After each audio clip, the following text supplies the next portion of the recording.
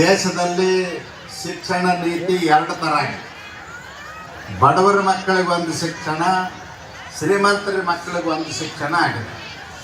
ಯಾಕಾಗಿದೆ ಅಂದ್ರೆ ನರೇಂದ್ರ ಮೋದಿಜಿಯವರು ಅತ್ಯಂತ ಸಾಮಾಜಿಕ ಕಳಕಳಿ ಕಾಳಜಿಯಿಂದ ನ್ಯಾಷನಲ್ ಎಜುಕೇಷನ್ ಪಾಲಿಸಿಯನ್ನು ಇವತ್ತು ದೇಶದಲ್ಲಿ ಜಾರಿಗೆ ತಂದಿದೆ.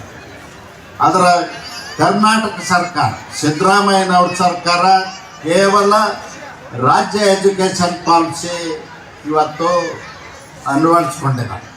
ಇದರಿಂದ ನಮ್ಮ ಮಕ್ಕಳು ವಿದ್ಯಾವಂತರಾಗ್ತಕ್ಕಂಥವ್ರು, ಬುದ್ಧಿವಂತರಾಗ್ತಕ್ಕಂಥವ್ರಿಗೆ ಕಡಿವಾಣ ಹಾಕಿದಂಗೆ ಆಗ್ತದೆ. ಎಜುಕೇಷನ್ ಪಾಲಿಸಿ ಒಳಗೆ ಎರಡು ಥರ, ತ್ರಿಭಾಷಾ ಶಿಕ್ಷಣ ನೀತಿ, ಒಂದು ರಾಷ್ಟ್ರೀಯ ಶಿಕ್ಷಣ ನೀತಿ. ಆದರೆ ರಾಜ್ಯ ಶಿಕ್ಷಣ ನೀತಿಯಲ್ಲಿ ಎರಡೇ ಭಾಷೆ ಬರ್ತದೆ. ಅದಕ್ಕಾಗಿ ನಾನು ರಾಜ್ಯ ಸರ್ಕಾರಕ್ಕೆ ಈ ವೇದಿಕೆ ಮೂಲಕ ಒತ್ತಾಯ ಮಾಡ್ತೇನೆ, ನ್ಯಾಷನಲ್ ಎಜುಕೇಷನ್ ಪಾಲಿಸಿಯನ್ನು ರಾಜ್ಯದಲ್ಲಿ ಜಾರಿಗೆ ತರಬೇಕು ಅಂತ ಹೇಳಿ ಈ ಸಂದರ್ಭದೊಳಗೆ ಹೇಳಿ